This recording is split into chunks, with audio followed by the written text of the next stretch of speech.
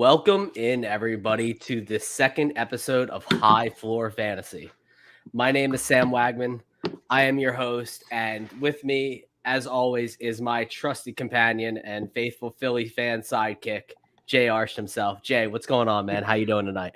I'm great, man. I'm great. I'm happy to have Angelo on. I told him earlier, we talked about this time last year, and so I'm happy to, come back around full circle, talk to him again. The Sixers are about to go into overtime, so a little stressed out about that. But other than that, I'm excited for the show.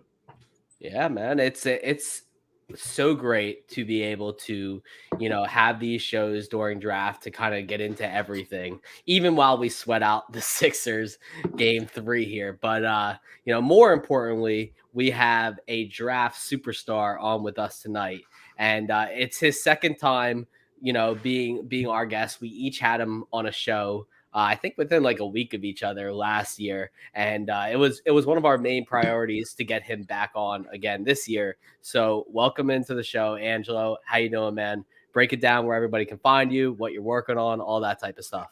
For sure. Superstar is a bit gracious, but I'll tell my wife you said that. She'll be happy.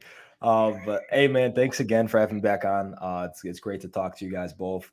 But yeah, so you can find me pretty easily on Twitter at Angelo_fantasy or on my website, angeloanalysis.com.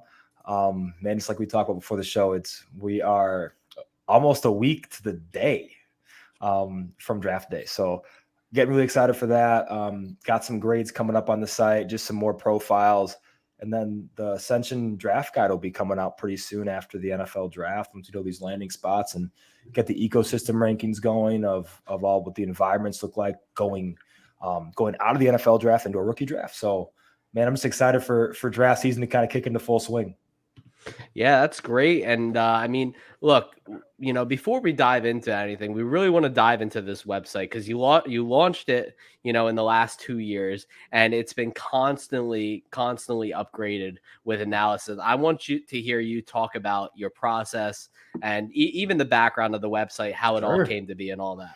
Yeah, so it's funny. So after the 2019 season was really when I got into, or during the 2019 season, it's when I really got into more so the analysis and the draft stuff, the Twitter threads. That's what most people know it for. And I started doing that a lot. And I'm like, you know what? Like, how can I keep raising the bar with these? Like, how can I continue to do more? And Twitter's not great in terms of functionality with the Twitter threads in general, especially at that time during 2019. And there's only so much I could do with those. So I'm like, you know what? I think the next step is, creating a website. So learned how to web design myself, which is pretty cool. That was probably the most rewarding and most stressful thing ever, but it was totally worth it.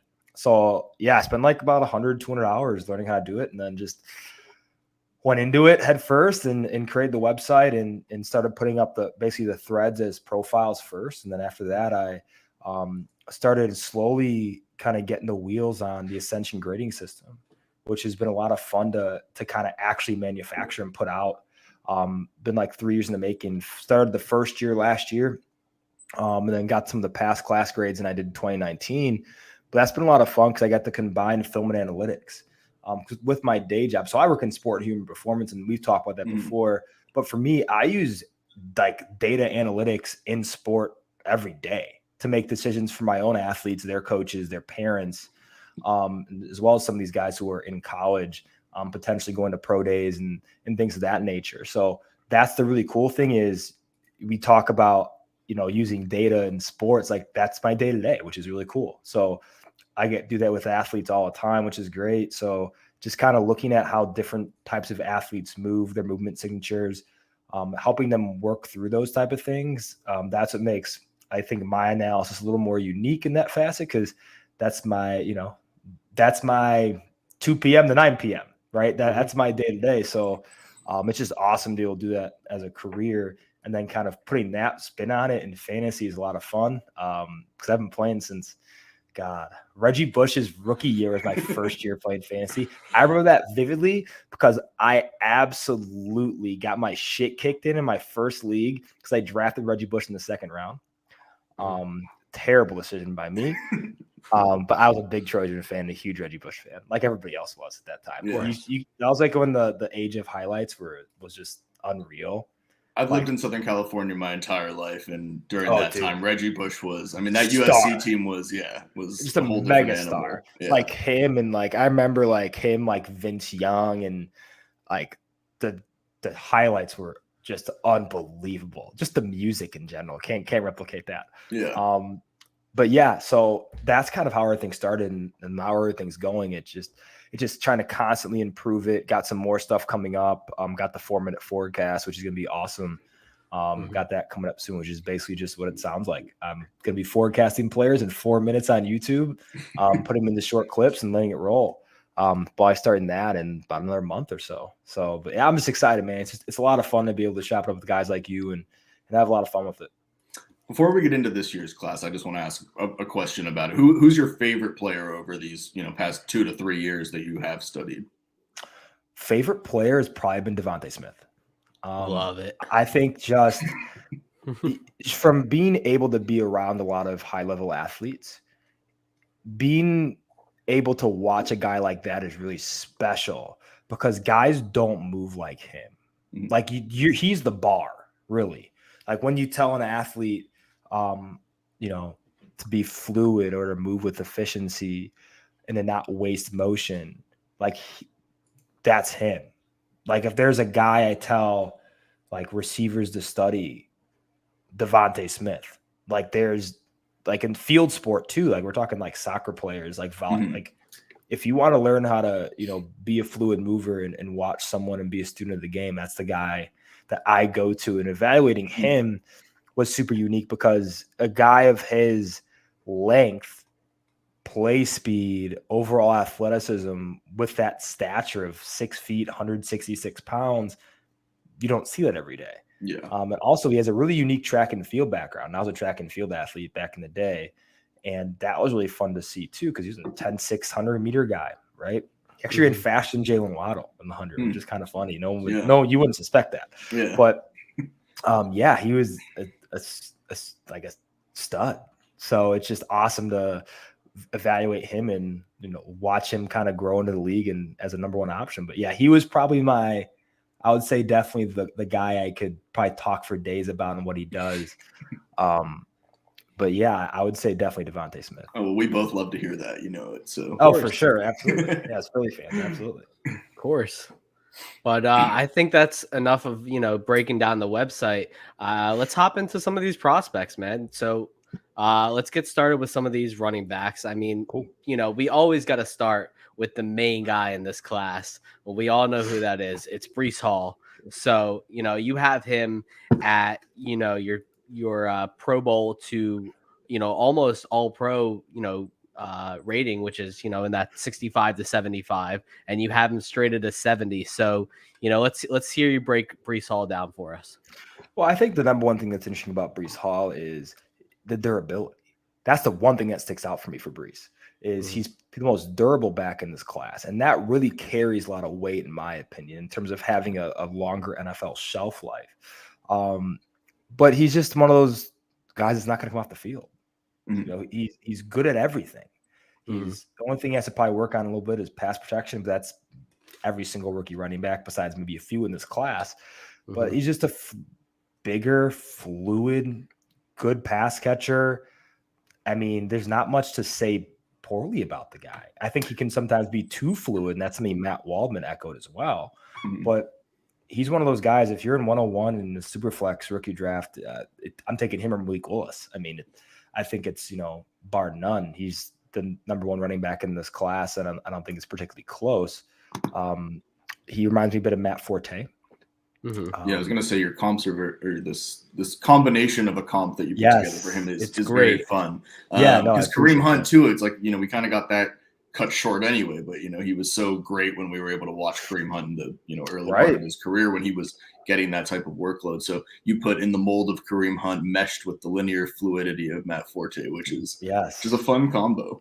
It absolutely is. I'm looking at one of the clips you have here, and it's the one where he comes out of the backfield and then he just goes and runs a route up the left side and catches the back shoulder fade. Yep. Which is you need to be a great pass catcher in today's NFL to succeed as a fantasy football running back that guys want to draft in that first round. And he certainly looks like he checks all the boxes here. Yep. For that, and that's where you see these Kareem Hunt comparisons, because Hunt does that too. He's a very good pass catcher in his own right. Yeah, I remember the first game Kareem Hunt ever played as an NFL player. Yeah, I remember he fumbled on that first play. He fumbled the first play, and then he came back and it was like a 65-yard touchdown. Yeah, he had like 240 yards in that game. Yes, right? dude. Yeah. Yes, unbelievable. And that's the type of player I think that Breece Hall is he's going to be on the field for 3 downs. He's a good pass catcher, fluid, and has breakaway capabilities like Matt Forte did. I remember, I'm a big Bears fan, unfortunately. Of course. But I remember watching Matt Forte's first game, and he played I'll never forget, the Indianapolis Colts. Took a 45-yard inside zone run to the house. And I just outran everybody and didn't look like he was trying. And that's kind of the fluidity I see with Breece Hall. And he's just a fun prospect. And I don't, you're mistaken I think he's easy the number 1 running back in this class. There's a couple other guys that are really dang good, but I think Breece Hall has the highest ceiling for sure. Yeah. Go ahead, Jay.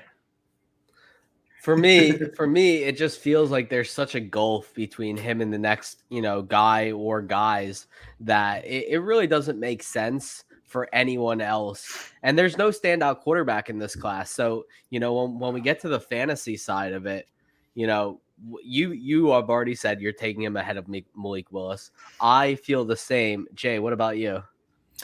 Yeah, at the 101, I am taking him over Malik Willis. And I like Malik Willis a lot. We talked about it, before we got on the show too. I like Malik Willis a lot.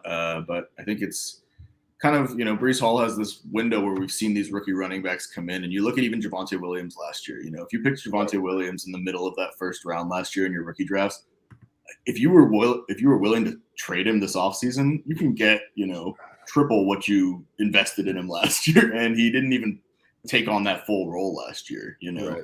So if Breece Hall comes in and he's able to, flash the way that these guys have, I think he's more valuable at the 101 right now. And I think typically that's a quarterback spot, but I think Breece Hall's kind of surpassed that this season. Yeah, I think he's the safest. I think depending on where Willis goes, I think Willis has a ton of upside. If you're like a team that's only won 1 or 2 games, I think Willis is kind of the guy for you.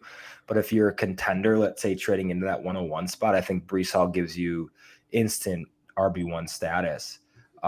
Whereas Malik Willis, I think you might have to wait a year or so, like Trey Lance, to see that kind of come to fruition. But yeah, both guys super high on. But I think if you're that contender trading up, I would say Breece Hall is probably the easiest bet for immediate production. Yeah, and go ahead. Correct me if I'm wrong, but it might be, I don't know. We were going to get to this one earlier, but Pierre Strong, you have him very high. So I was going to bring up Kenneth Walker next, but sure. I knew that, and correct me if I'm wrong, Pierre Strong is your second graded back, correct? Yeah. So on AGS, Derek, make sure you stay for this one. Derek's got to stay. So how I have it graded actually is on film, Kenneth Walker's a bit higher. Okay. 38.24 to 37.86. So not a giant deviation. But analytically, Pierre Strong is the second strongest running back in this class, no pun intended. But that's where it's a little bit different. Like Kenneth Walker had one pretty prolific season at Michigan State. Pierre Strong Jr. had probably one of the most under the radar impressive freshman seasons I've ever seen from running back. We're talking over 10 touchdowns, 1,100 yards on 9.5 yards a carry. Like literally 9.5 yards a carry and over 1,100 yards. That's crazy. I don't care what level you're playing at. Yeah. That's impressive for an 18-year-old kid walking into college football and dominating like that. And that's what you want to see from a player at Breece like at Breece Hall, like that level, that Pierre Strong, Breece Hall level is that. Is like you want those guys to really succeed, especially when like if you take Breece Hall, essentially, and we're talking about Breece, put Breece Hall into Pierre Strong's situation as a South Dakota State jackrabbit as a freshman, you're not going to see that different of production in that vein. 1,100 yards on 9.5 yards a carry is pretty impressive. And that's something for me. I can't discount him because of the level he played at, because he dominated that level from day one. He's a little bit older of a prospect, but that doesn't really matter as much to me. Because I think without COVID, he probably comes out. But yeah, I have him 2 on AGS because of the analytics. 3 is Kenneth Walker. I think Kenneth Walker has a lot better of a floor than a guy like Strong does. So that's the interesting thing here is, and Ben's asking about Strong in that ETN Swift Acres tier. I think that is his potential, really. I think Strong has that. I think he has that potential to be a Pro Bowl caliber running back. That's how good I think he is in the right system. In a wide zone system like a Miami, he could absolutely thrive. San Francisco, absolutely thrive. And he's a guy that can hit a home run at any time. So I'm curious to see more with Strong if the NFL is as high on him as I am. Yeah. Because that's where, for me, it's going to really be wheels up or reevaluate his potential ceiling. A guy like Walker, I know he's going to walk in from day one and be a starting running back in the NFL. He's going to have immediate 10-plus touchdown upside. And the only question you have to kind of ask yourself is he going to be an above-average receiver? With Strong, you have more the question is he going to see the field often? Right. So that's where that's the difference. I think Strong definitely has the higher ceiling, but I think Walker has the significantly higher floor. Yeah, and I think it's a huge matter of draft capital at that point, because we all assume that Walker is going to get that draft capital, that maybe mid to late day 2, easily by day 3 he's gone. But where can Strong go in that range, to where he gets that, like, is a team like Buffalo the spot for him? It certainly could be. Yeah, I think to answer your question, I think Miami makes sense. San Francisco makes sense. Buffalo makes sense, but they don't use early capital on a back. I think Strong walks in immediately and is the best running back in that room. Right. And I think with what they want to do on offense this year and take the pressure off of Josh Allen in the red zone, it makes sense to take a running back that can do that. But yeah, I think Strong's capital in general probably going to be like Darrington Evans. Remember when he kind of similar situation, small school, Appalachian State, ended up going in the 3rd round of the Titans. Obviously, the injuries kind of bogged down his career there, and now he's actually a Chicago Bear. But I think that's the type of surprise we might get is a Darrington Evans 3rd round type capital. I hope so. I have him as a 2nd round caliber of talent. But I think he goes in the 3rd round or 4th round. I don't think he makes it out of day 2. I'd be surprised. Okay. And who after those 3 then do you have? I mean, I know your grades, but kind of who are the guys that stand out to you, some kind of that next tier? Yeah, I think on film it's I think Isaiah Spiller.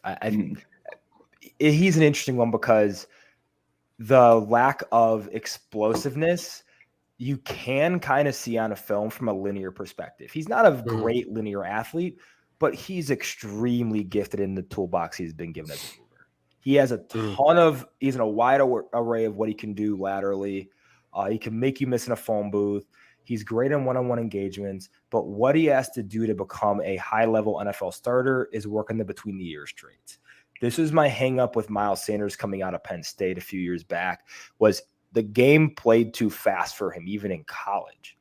That's the hang-up I have with Isaiah Spiller. While he has the physical traits to be an NFL starter, and a pretty dang good one, it's going to be, will the game slow down enough for Isaiah Spiller to be that type of guy from a cognitive aspect? And we've seen that too with guys like Jonathan Taylor, when he came into the league. That was something when you looked at him in his first few games and first half that season, he struggled a bit. But he caught up to the speed of the game. Will Isaiah Spiller? That's the question I have. And I think when you talk about again, a guy like Miles Sanders, that's the big thing with Miles Sanders was it's never happened. And you guys are Eagles fans, and you can probably tell me if I'm right or wrong on that. But that's the thing about a guy like Miles Sanders. It didn't catch up. The talent's there. Miles Sanders is a Pro Bowl talent. Very, very good. Talent. That's always been the frustration for 100%. sure. But it just hasn't. Same with guys like Ronald Jones. It's not like Ronald Jones isn't talented. It's just the between the ears stuff has not caught up yet. And that's the question I have with Isaiah Spiller. Yeah. Yeah, it's interesting to me because Spiller, to me, stands out as the guy who has the best technical profile here. You know, he looks like your prototypical back. You know, he's 220 some odd pounds. He's got great height, and he tested well enough, you know, for an NFL back at this level. Sure. It's just that, you know, it doesn't seem like he's ready. I think you hit the nail on the head there. You said it plays too fast for him at this point, and it's just a matter of whether it slows down for him. And I think that's something that really we can get behind. I think a lot of people have caught on to that as this draft process speeds along. So, you know, that's why you're seeing a lot of other guys go ahead of him, and, you know, thoughts will tumble. But I still think the NFL will think of him highly enough to where he gets the draft capital he needs he'll be a make, rounder. Make you know, a starting impact immediately. But I want to move on to a guy that wasn't on your list and that you don't have a profile up onto.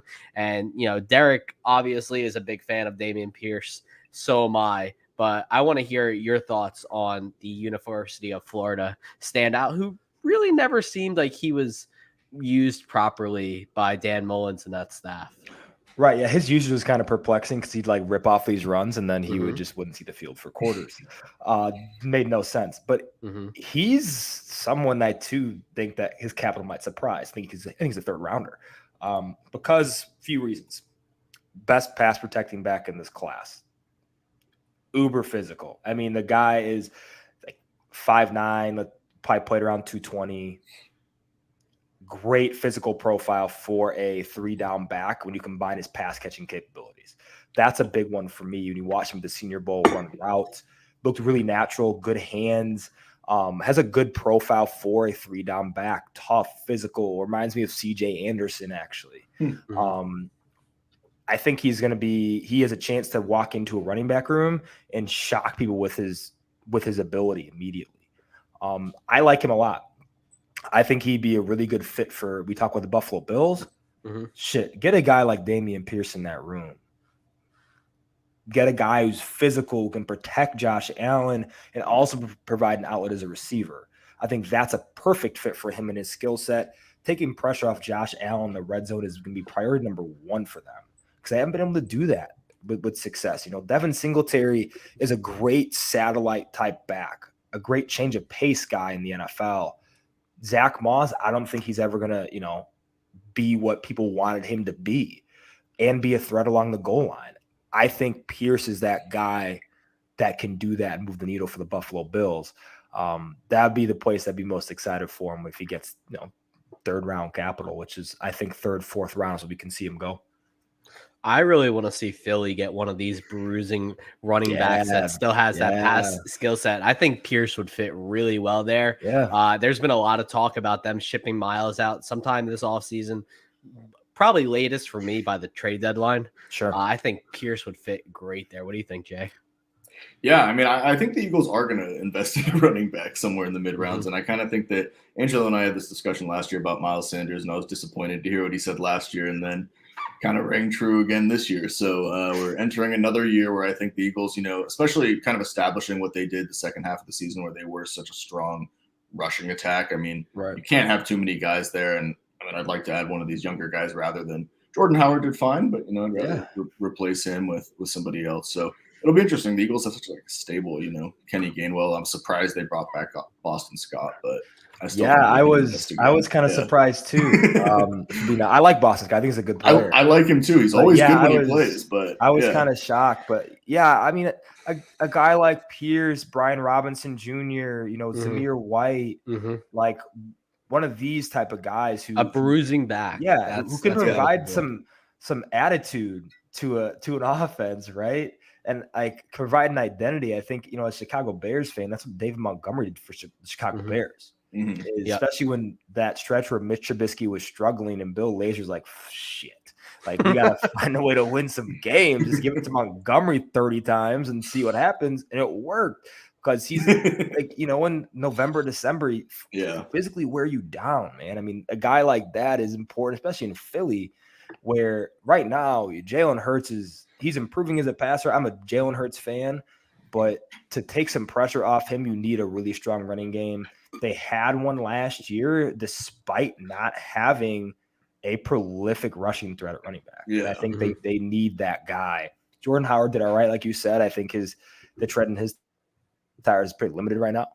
But I think they, adding a guy in that room who can do that, especially the first couple downs, take some pressure off Sanders if he's there, is pretty important. I'm going to ask you about one more back before we move on to the wide receivers. James Cook, I'd like to hear kind of your take on him. Very polarizing because of the name. People are going to be interested. The big school, we saw him, playing in the college football playoff. So all of that, but I think everybody kind of is some skepticism as well about kind of how he's going to be used in the NFL, what's going to happen. So what are your thoughts? I like James Cook actually a lot. I think when you watch him play, he's really fluid. He has a good field IQ. He's going to be a long-time NFL player. I don't know his ceiling though. That's the issue I have. I think he's going to be like a secondary committee option for most of his career. Graded out pretty well film-wise, kind of right around that Brian Robinson, a little bit below a guy like Isaiah Spiller. But I think he's going to be a guy that sees the field throughout his NFL career. I don't think he's going to be like a bench guy, but I think he's going to be a committee guy. Kind of like, a Gio Bernard type player, a Theo Riddick-ish, like a guy who is going to have an NFL role, but I think at the highest, like a Jerick McKinnon. Interesting. So I don't know if he's going to be, like a 15 carry a game guy. I don't think that's him, but I think he's going to provide you a different element as a running back who line up in the slot. He can move him around a bit, use him on third downs. I think he's a good player. The NFL right now, I was going to say the NFL right now, I feel like is perfect for a guy like him to at least find a role, because pretty much every backfield is split into, at least 2 or 3 guys and have specialized skills. So what's Ben talking about? Before we hop into some of the nice fantasy fits for those other top backs, let's get this question by Ben real quick. Sure. I think, it's a good question actually, Ben. I said the Buffalo Bills. I stand by that one. Mm-hmm. The Bills are definitely one of them. Eagles are a sneaky one too, because they need someone to take the pressure off of Hurts. I think that's pretty apparent. Besides that, the Miami Dolphins are one. I think for one of the wide zone backs in this class, that could be pretty key, like a Pierre Strong Jr., like we said before. The Tennessee Titans are one too. We look at Derrick Henry. I mean, he's not a cyborg, or is he? We don't know, right? So I think that's one that I kind of like. Arizona Cardinals, they want a running mate for James Conner.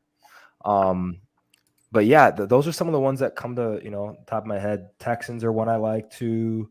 The 49ers, they need a back behind Mitchell. So I think there's some spots that will give some fancy upside. But it's an interesting class because there's not a lot of spots immediately where you're going to see guys come in and touch the ball 20 times a game. Mm-hmm. So that'll be interesting. Obviously, the Texans are one that's kind of a home run. The Jets could be something interesting. Their offensive line isn't that good. Atlanta Falcons, too. A lot of wide zone there. That's a spot for like a strong some of these other backs that are pretty good in the wide zone scheme. But yeah, I think those are kind of the ones for me I'm looking the most at. Before we hop on the wide receivers, I want to ask the one question that pretty much everyone asks at some point when evaluating this running back class. What's the best fantasy football fit for Breece Hall? Best possible fantasy football fit. Doesn't have to be realistic since we have a wide kind of variety to choose from here. Texans, for sure. Okay. Texans. I think walking into a 3-down roll, I mean, shit. Look what happened with Najee last year. He's better than Rex Burkhead. Like Marlon Mack. I like Marlon Mack a ton. Actually, that was my comparison for Kenneth Walker. Love me some Marlon Mack. And he's a damn good player. USF boy. Yeah, he was a stud. Mm-hmm. But yeah, I think a guy like him and the Texans taking some pressure off of Mills in the meantime. Giving them a back they can build around as they probably take a guy like Bryce Young or CJ Stroud next year. Mhm. Yeah, I that like would be a fun fit. All right, let's hop into this wide receiver class. I mean, a lot of great options here. I've heard anywhere from five wide receivers in this first round. I've heard up to one of our friends, Jeff Bell, say that he has 8 going off in his latest mock. I mean, that's basically taking everybody at that point. So Right. let's start right at the top with your top ranked guy that you have a profile out on. And a lot of people's wide receiver 1 in this class, it's Drake London. So, let's start up here. What do you love about London first off, most importantly? I think it's his movement tools for his size is really impressive. He moves like a much smaller guy, does a great job in the red zone, and is very technically sound at the top of routes, for a guy his size, and be in the red zone. That's where he can really shine in the NFL, I think. Be a premier red zone threat. I think he goes pretty early. I think he's a top 12 pick in this year's draft. I think him, Olave, Garrett Wilson are going to be Jameson Williams. I think will be kind of the first 4 off the board in any one of those orders. But I like Drake London a ton. I think he's a guy that can have 125 plus receptions in the league. Maybe like he's a high level possession receiver who can make plays after the catch. I think it's an underrated ability about him is he's a really good after the catch player. There's a couple guys in this class too, like David Bell. You wouldn't expect that because of his lack of explosiveness, but he's a great after the catch player. But yeah, I'm a big fan of Drake London. Yeah, I have him and Burks and Wilson and Sky Moore all in the same tier. I don't think you can go wrong with any of those guys, but a guy like London, I think, has a chance to be a really high level possession receiver in the NFL. I really like London as well. A week ago, Jay and I had Derek Brown on, and Derek has Drake London as his new wide receiver 1, and proceeded to give me a stern talking to at the end of the episode because I had Drake London as my wide receiver 5, and I was looking for someone. Man. I was looking for someone to tell me where I was going wrong here because I kept seeing things that worried me. I like to think of myself as someone who goes more by narratives than by film or analytics because I'm not as skilled as breaking all of that down, as some of the very great, analysts in this class at film and analytics like yourself. But, I went with the narrative that I've been continually hearing over the past few weeks about Drake London. Can't separate, relies too much on contested catches. Is not, a gifted runner to the point where he, would be a downfield weapon to where he could separate and get open. But, Derek assuaged my fears, and I've since moved him back up to wide receiver 3. I have Jameson Williams at 2, and I have Garrett Wilson at 1. Interesting. Which I think is, a lot of people's thought there. They viewed Jameson as a speed demon and Garrett as kind of like the safest guy, who can do a lot of everything basically. Yeah. So, but I'm happy to see that you're very high on London as well. I think for him, you have to, a lot of it will be where he lands as a big part of him. Where do you think are the best fits for him in this class fantasy wise? Okay. Best fit. The Jets are a good fit for him too. I think that'd be a good one. Atlanta's some place that needs a receiver. Charge would be interesting. Even with Mike Williams there. Yeah, that'd be interesting to me. I don't know if it'd be good, but it'd be interesting. But I think the Jets is the one where I could see him taking a lot of volume with Elijah Moore kind of relocated to the slot there. But yeah, I think that'd be a good spot for him. I would like to actually see London in the slot a good amount, like a place like New Orleans if he fell will be really interesting because I think he can do a lot of damage as a big slot. His last year, not this year, but the last year he played, I think that was the one thing I liked a lot about him was he played the big slot role really, really well. And commanded a lot of attention over the middle of the field with his frame and his catch radius, which isn't that actually big for a guy his size, but his frame really made a big difference with the middle of the field for me. I really kind of want to see him. I want to see Green Bay go up and get him. Oh, it'd be because fantastic. And look, I feel like I'm giving away my whole article over here. Like that was the pick that I made was, I suddenly have a vision of him popping into my head, catching goal line fades from Aaron Rodgers in the end zone for the next 2 to 3 years. That's a pretty, a pretty image. I think he could possibly be better at that than Adams was. And I don't think anyone has thought that. Like Adams is a master at the goal line fade at this point in his career. I mean, Drake London with that 6'5", that catch radius and his wingspan, he could easily, I think, get there. And I think Rodgers would love to have someone like him out there. Yeah, no, I don't disagree with you 100%. Yeah, I'm a big fan of Drake London. At this point, I'm thinking that him and Jameson Williams are going to make it into the top 10, which I'm thinking Atlanta and I think the Jets. And I mean, I'm also following, different things I'm hearing or listening to and people talking about it, but it seems realistic. I think that those two, I mean, everybody who we can go to next, actually, Garrett Wilson, because he's also my favorite guy, I think, in this class, like what Sam said, but it's really tough, man, at the top with these guys. Yeah. And I know you have Jameson Williams a little bit further down, but for those three, for me, it's really tough. And, as an Eagles fan, we were talking about it before the show at 15. It's like they're all different fits. Some may fit better than others, but those top three for me are guys that I would be thrilled with.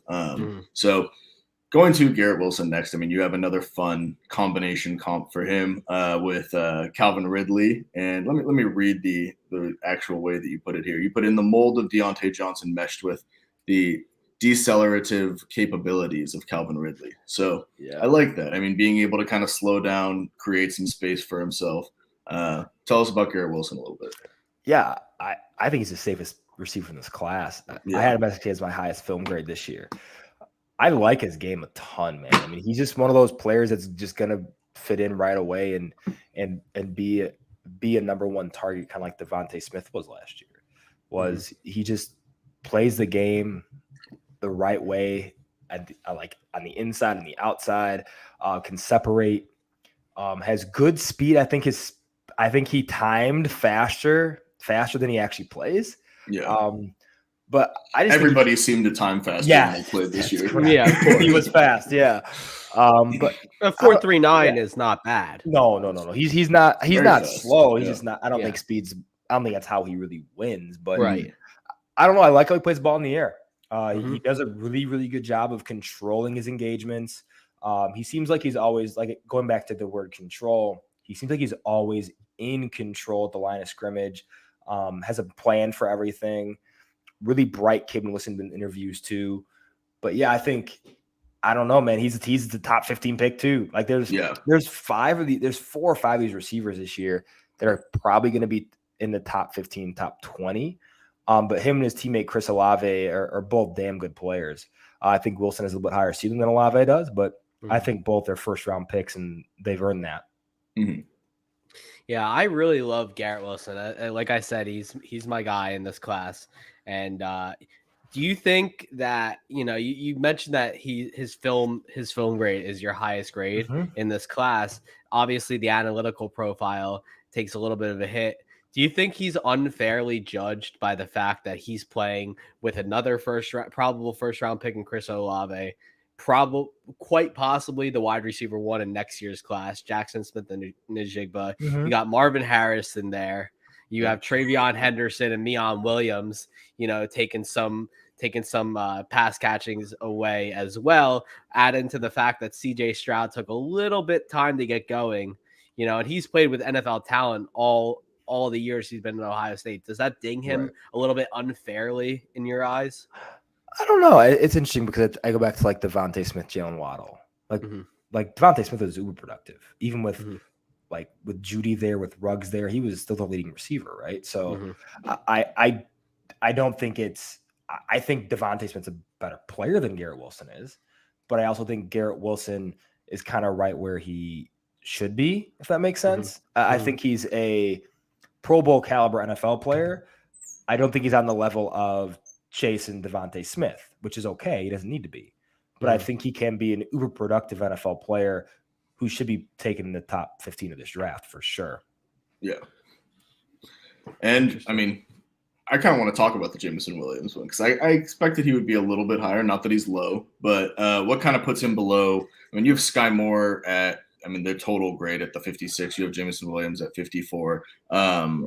Jameson, though, in that higher, Sky Moore in the higher tier at the Pro Bowl ceiling, and then Jameson Williams at the high floor primary receiving option. So, still a high tier, but a break. So what separates Sky Moore and Jameson Williams? Different receivers, but what separates them for your grades? I think it's analytically, that was it. I mean, like analytically, Jameson Williams scored, 12.6, which is probably like off the top of my head, like 25th-ish percentile, like 30th percentile, like not very high. Sky Moore scored 16.12, which is pretty dang good. Actually higher than Garrett Wilson. So that's really the difference. I had Jameson Williams a little bit higher in film, like a little bit. But I think Jameson Williams has one of the highest ceilings in this class. Yeah. But also the floor is pretty low. I think for a couple of reasons. A, the injury. That's a question mark. We can assume all we want that he's going to be the same player.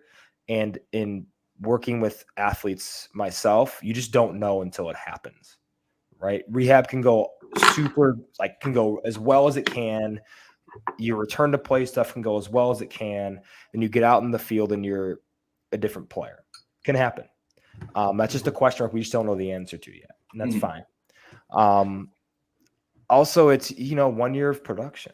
Yeah, he had 1 year of a uber productive season. Is he going to be a 3-level winner in the NFL? Is he going to be bogged down to level 3 work? That's kind of that's the question. Another question we don't know the answer for.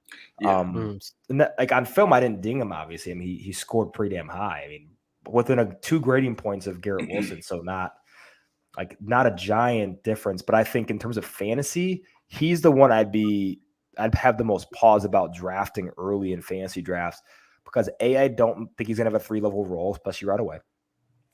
And B, I don't know what's gonna happen with the injury, if he's gonna be the same player in terms of his lateral skill set. The decelerative skill set is the biggest one for him. He is extremely abrupt as a decelerator, very much like Jalen Waddle was. Can stop, especially in double moves. There's one play when he was 20 yards down the field, pauses and then just reaccelerates and absolutely just eviscerates the whole secondary and catches an 80-yard touchdown. That's the stuff I don't know is going to come back as quick, which is where I'm that's a little riskier. Does he have the upside of those guys? Absolutely. But his floor is a little bit lower than I think a lot of people are willing to admit. Well, it's a little bit, I mean, your comparison for him too in the mold of Will Fuller meshed with Jalen Waddle, like you said. But I mean, It's interesting with Will Fuller because it's Will Fuller is the perfect example of kind of some of the things you're talking about, where it's when it's there, it's all there. And, when he's healthy, it's awesome. And what it can be, the ceiling, that's such a great part of him, but he's just, he's had injury struggles obviously throughout his career and, other issues now. But I think it's really interesting. I want to kind of ask too, because with Jameson Williams, it's so interesting because you hear, Mel Kiper or Daniel Jeremiah, they say so almost sure. They're Jameson Williams without the pre-injury would have been the first wide receiver taken. And it seems like it's almost that's what would have happened. That's what Mel Kiper said. It seems like the NFL is kind of in lockstep with that. Yeah, and I kind of think so too. I could see him still go off the board high. But it's interesting just because I think these guys are so close, and then I hear that and it's pre-injury he would have been the first guy.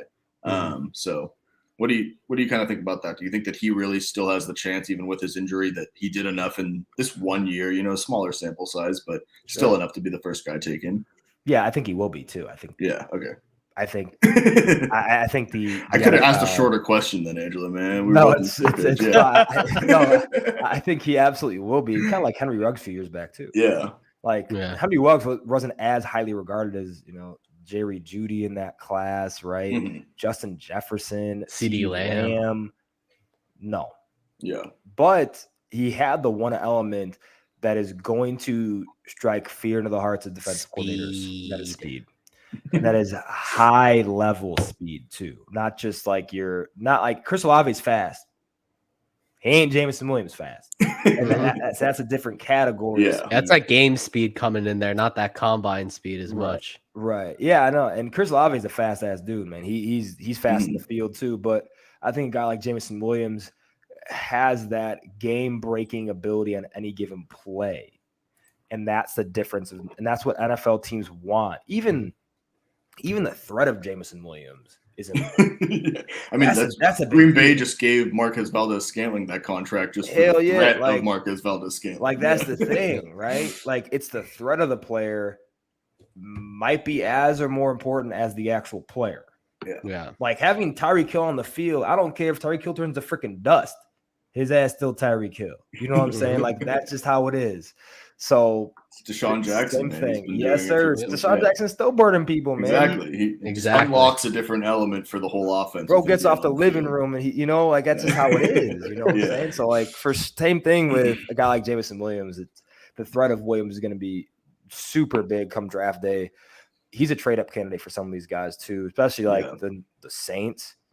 If you want to create a passing attack, a healthy Michael Thomas and a healthy Jameson Williams isn't a bad way to start. So, but yeah, I think he's definitely a guy I'm looking at, to be right around anywhere from 6 to 10. I think that he goes way before them, but a dream spot for me, and I've heard everything you've mentioned. I think a lot of for him, it's going to be, again, landing spot dependent. You want to go somewhere where he's not forced into action right away. If he still has any issues with that, medically repaired ACL. Right. The great place for me, I think, would be Arizona. Maybe they could trade up to go get him. They're in a win now situation. What better way? Now, I don't think this Kyler Murray thing gets resolved overnight. I think he plays, but I think this becomes a much bigger issue after this season. What better way to show Kyler Murray we're invested in building around you than by drafting Jameson Williams to complement DeAndre Hopkins? That got us all excited, Sam. Hey, that's one fast ass Christmas present right there. Yeah. It would be so nice to see him in an offense like that. So, yeah. But all right, let's move on to the next guy, and I want to double back to your third highest rated guy on this board that we had access to, because we didn't have access to the Burks and the Pickens profiles because I think they're probably not up yet, which might be why. Let me see. Yeah, so we can talk about both those guys actually. Yeah. So Burks first and foremost. Okay. For me, a guy like Treylon Burks has one of the higher ceilings in the class. When you're talking about 6'2", 225 pounds.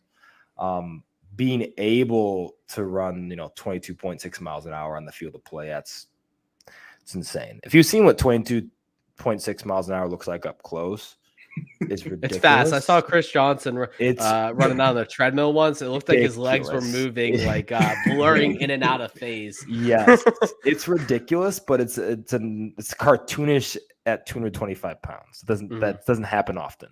So I think if he gets into an offense that kind of can cater to his skill set and help him grow, that's going to be really important for him.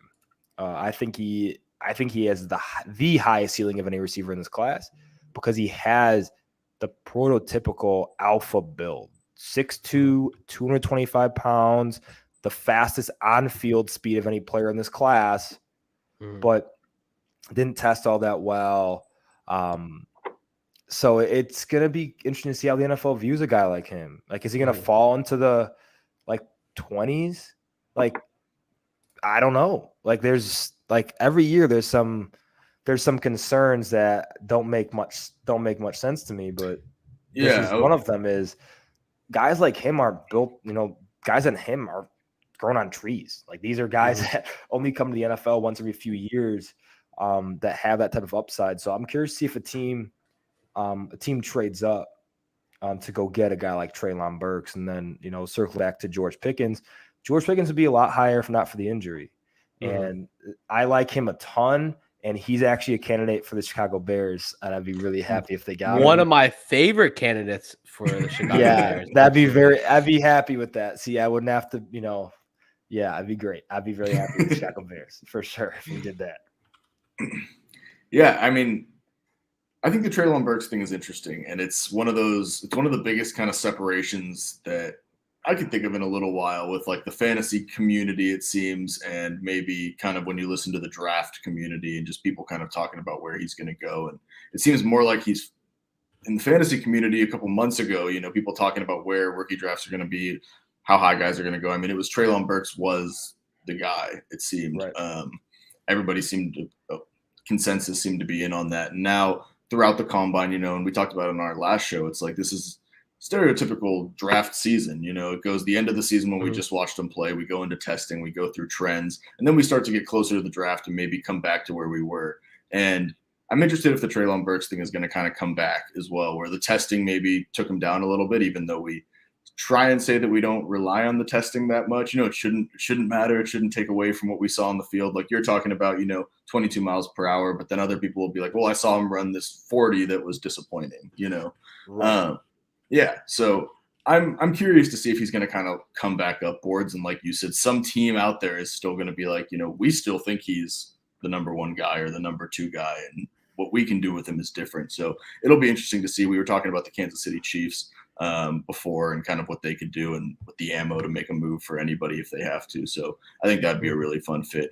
I agree with you, Jay. I think coming in this draft cycle, I think most of us were like no brainer.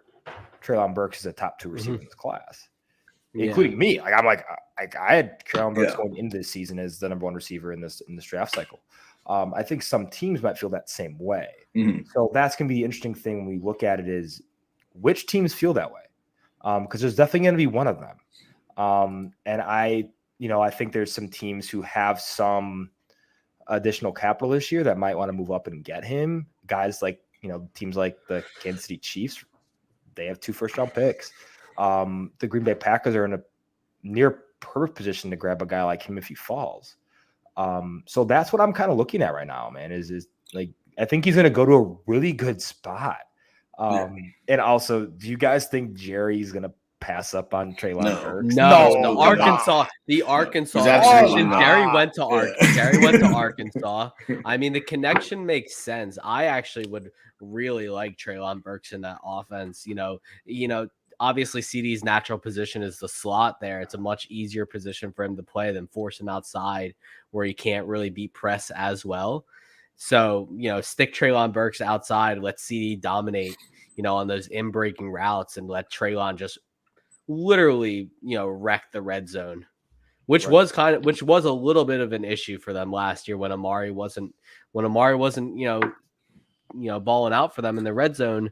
They had some issues down there in the red zone. So Treylon Burks would come right in and clear that right up for them. I really think that the Kansas City moving ahead of Green Bay seems like an interesting move because every time you do a mock draft and you get down to what we were talking about earlier with these other receivers too, I mean, there's a chance that 4 of them could be gone by then. And then you have Green Bay and Kansas City sitting in spots where they essentially need one. That's kind of like the thing that both those teams, that's their biggest need in a position where there's going to still be a Treylon Burks, there's going to be a Sky Moore. And if one of those teams is really in love with him, I could see Kansas City just jumping Green Bay to get him. So that would be a fun one. And he'll be interesting to see, honestly. I think for a guy like Burks and his physical profile, I'd be shocked to see. I think he's going to be one of those trade up candidates in the late teens, early 20s. Yeah. After he definitely goes after Wilson, London, Williams, and Olave. I even think, but I think after that, I think he's the one that's going to be pretty sought after. Of a guy that has, like I said, that physical profile. That imagine like an AJ Brown type of player. Like AJ Brown, if he was what we knew he was now, how early would he be picked? Yeah, that's what you know what I'm saying. We make these mistakes all the time. The NFL teams do too, of finding reasons to not draft these guys who have these potential mega talents, right? Guys like AJ Brown, like I said, they don't grow on trees. Guys like Treylon Burks, they don't grow on trees.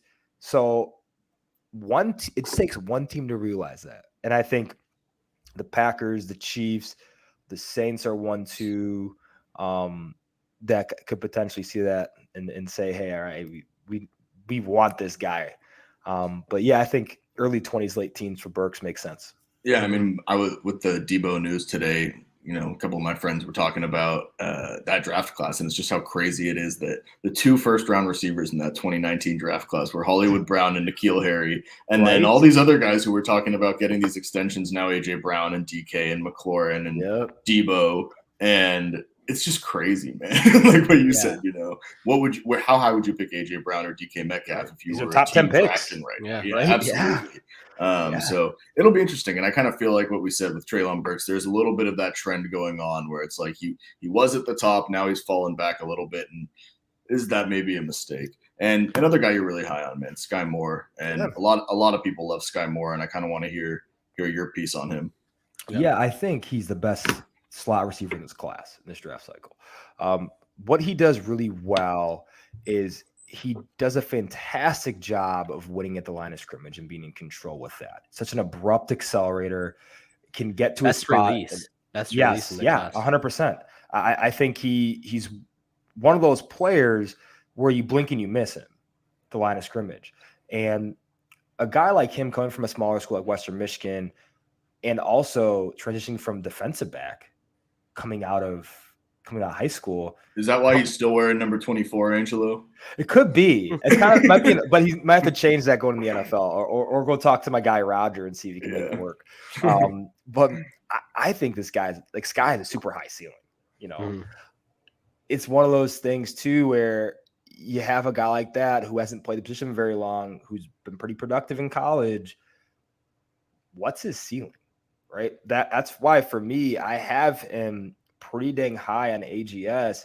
Is I graded him really high in film, kind of with those upper tier guys like the Garrett Wilsons of the world, Jameson Williams, Burks, London, because he has a ton of upside. He has a lot of traits that you look for in a number 1 wide receiver in the NFL. He has the wingspan, he has the hands. Yeah, his hands are also the biggest ones in the NFL Combine, which is hilarious. I thought that was reserved for Treylon Burks, but it was not apparently. But he's also the best accelerator at the position. 1.46 to 10 yards. That's insane. Yeah.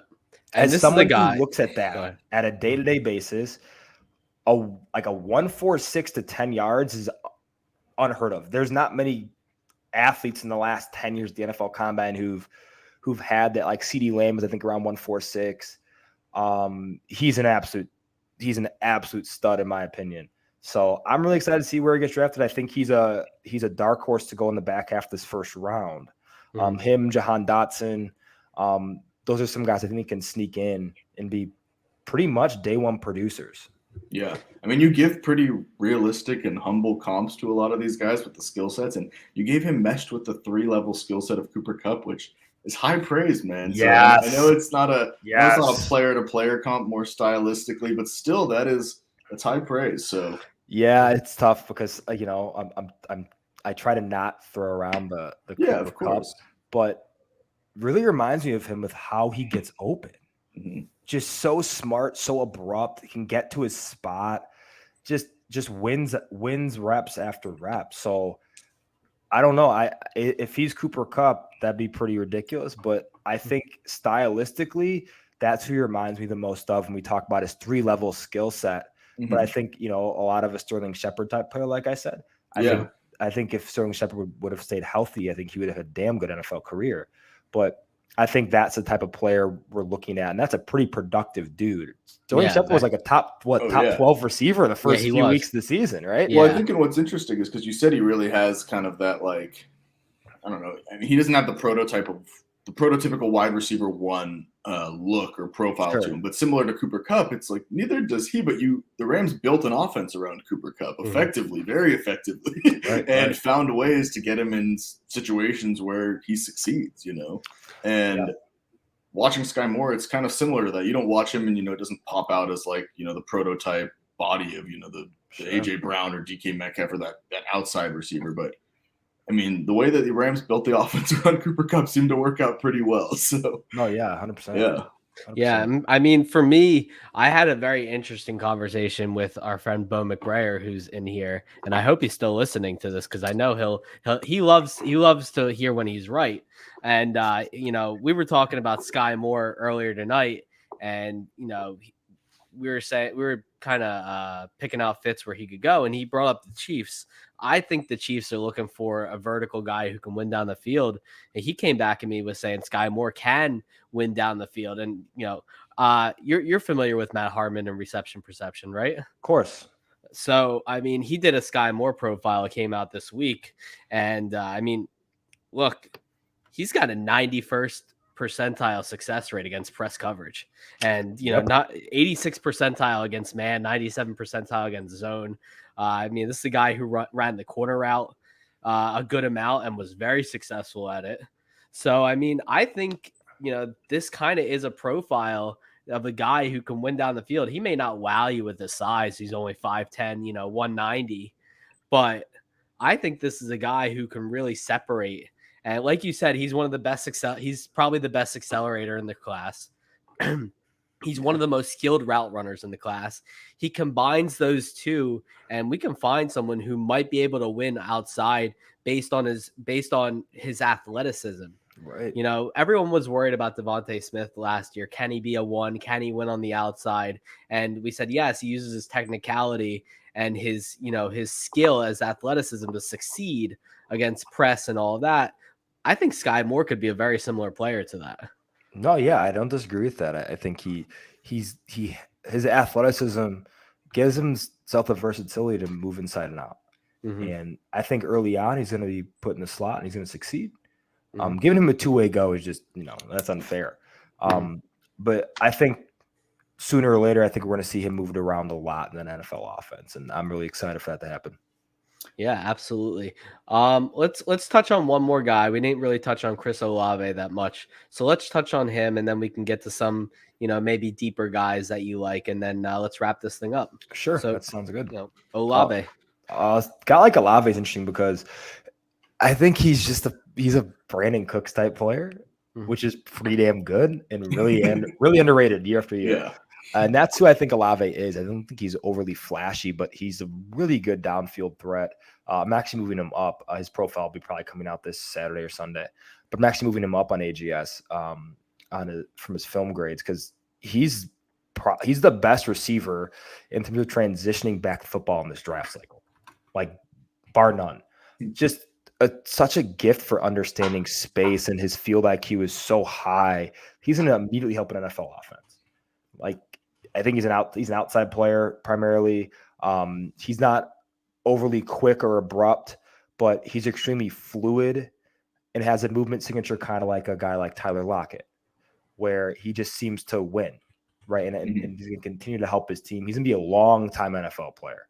Mm-hmm. Like, he's going to be a number 2 on the NFL roster for a long, long time. And those guys are important. Like, it's like not just – I don't think he's a number 1 per se, but – I think he's a number 2 on an NFL roster and a damn good one. And can be number 1 like Brandon Cooks. I mean, Brandon Cooks has 1,000 yards year after year, and we always forget about him. Yeah. With different quarterbacks, different corners, different teams. But that's the kind of guy I think Olave is. I think he's just dynamic down the field, can make plays in the ball. He's always in the right spots. And like I said, his field IQ is really high. He's not very good after the catch, but I think his field IQ really makes up for that. His ability to kind of, work his way around in space. Not going to break many tackles, but I think he's one of those.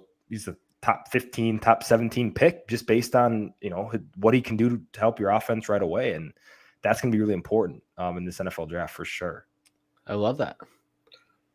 There's one guy who I feel like, again, talking about trends of the draft season and kind of as we're getting closer, and somebody who's kind of fell out of favor throughout the draft process, who you do have a profile up on David Bell.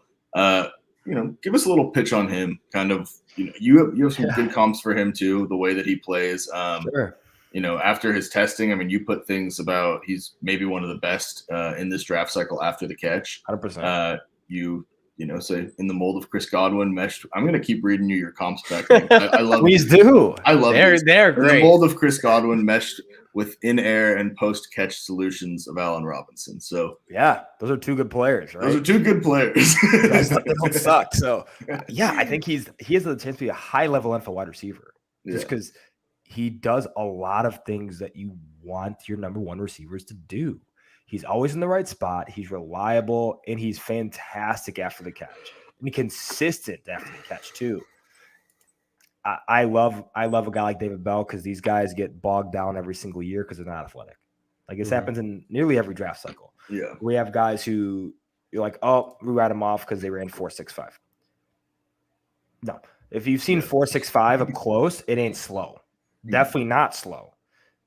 This guy, especially a guy like who's 6'2", like 210 pounds, like this is not a small receiver either, right? This is, right around the guy like I don't know, like DeAndre Hopkins, like Devontae Adams type size. It's going to help from day one, just as a reliable playmaker. Is he going to reach that ceiling? I don't know, but I think he's a Chris Godwin-like player. Yeah. Not as explosive as Godwin, but sort of like I said mesh with Allen Robinson. Go ahead.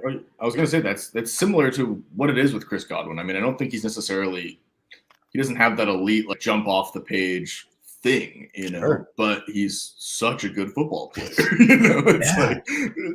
Sometimes it's just as easy as that. I mean, Chris Godwin is such a good football player. Yeah, it's important. Exactly. It's more important sometimes. It's important to get your sport. Yeah, exactly. And David Bell, it seems like that. It was talking about dynasty or fantasy. He was going at the top half of rookie drafts. I feel like people thought he was going to be. It was like, oh, well, maybe with this early second rounder, I'll get David Bell. And now it's like, I mean, the guy.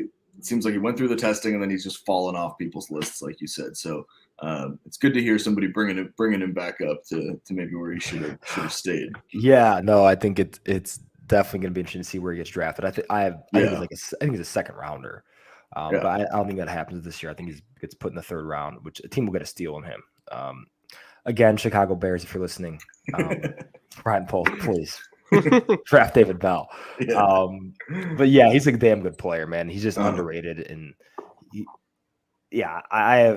I could go on all day about what the guy does well, but simply put, he's good at the sport of football. And that really matters. I mean, your overarching talent is more important than your ability to perform well in service level metrics and in your underwear.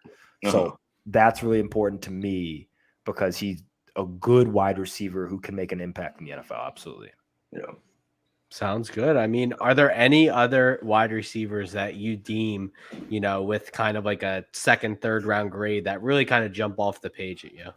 Oh man. I think the one for me that I don't know what kind of cap he's going to get because he's not very talked about. Kyle Phillips. I think he's just another good football player. Like very much like a Hunter Renfrow mold where field IQ off the charts, does the dirty work, underrated after the catch, really good on punt return. He just gets the job done. I think he's one of those, Hunter Renfrow, Jamison Crowder, Cole Beasley, Braxton Berrios, those slot receivers who always kind of seem to produce in like a sneaky way. Like Cole Beasley was like a really good fantasy option. And like nobody cared.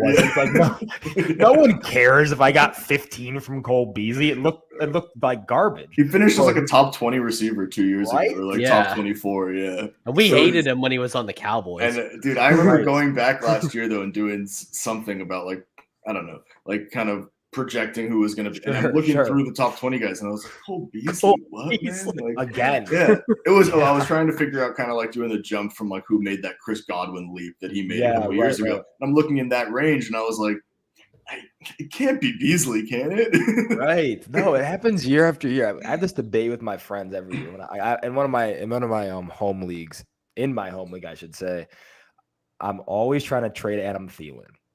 It never works. It never works. But every year, like last 4 years, I'm like, all right, he's been wide receiver like 15. Like, no, he hasn't. That's a lie. And I'm like, I'm not kidding you. Yeah. Here he is, wide receiver like 14, 15. And we got hurt. He's wide receiver like 6 in points per game. I'm like, there's no chance. Yeah. Right. But yeah, every year. Same with Cole Beasley. Every year, wide receiver 2, like high end wide receiver 3.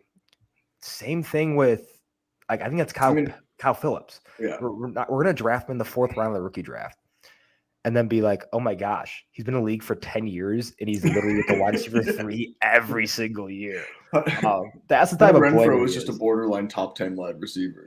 Yeah, no one cares. In fantasy, right? And no one cares. I mean, even pre Devontae Adams, it was like, I don't know. I mean, is he going to do it again? Darren Waller's going to come back and take all of his targets away. Yeah, every single game I watch Hunter Renfro and I'm like, wow, he's pretty good. He's just good. Yeah. He's just good at football. He scored that final touchdown too, I think, when Clemson beat Alabama in that national championship. And it was like, who else would it be? Who else would it be but Hunter Renfro? You know who didn't care? The NFL. They didn't care either. No, they did not. I'm like, wow, this guy's really productive. He was one of those guys when I watched that Clemson team with Deshaun Watson. And I'm like, this guy's actually good. I'm like, no, he can't be. He can't be. Yeah, good. The NFL won't like him. I can't. No one's gonna like this guy. I don't want to get attached to him. He catches everything. He's always open on tape, but no one likes him. Yeah, he just broke like 3 tackles after the catch. Must be a fluke. Yeah, it doesn't make sense. I mean, the NFL will seemingly ignore these guys, but it just seems like every so often these small slot receivers just find a way to produce time after time, and I could see it happen with Phillips. I know who I'm going to be targeting in like rounds 4 and sometimes 5 if I have them in my rookie draft. So yeah, no, I agree. He's a good one. But that's a great show. We covered a ton of prospects in this one. Angelo, thank you again so much for coming on. Why don't you one more time tell everyone where they can find you, anything you want to say about Angelo analysis, all that good stuff. Sure. First, Jay, Sam, thanks again, man. This is a ton of fun. I love chopping up with you guys. Really gracious for you guys to take the time and to invite me on your show. Thank you. But yeah, you can find me, at Angelo_fantasy. And then on my website, angeloanalysis.com. I'm just putting out the new rookie content the next few weeks. And then, we got the NFL draft next week, got the rookie guide coming up.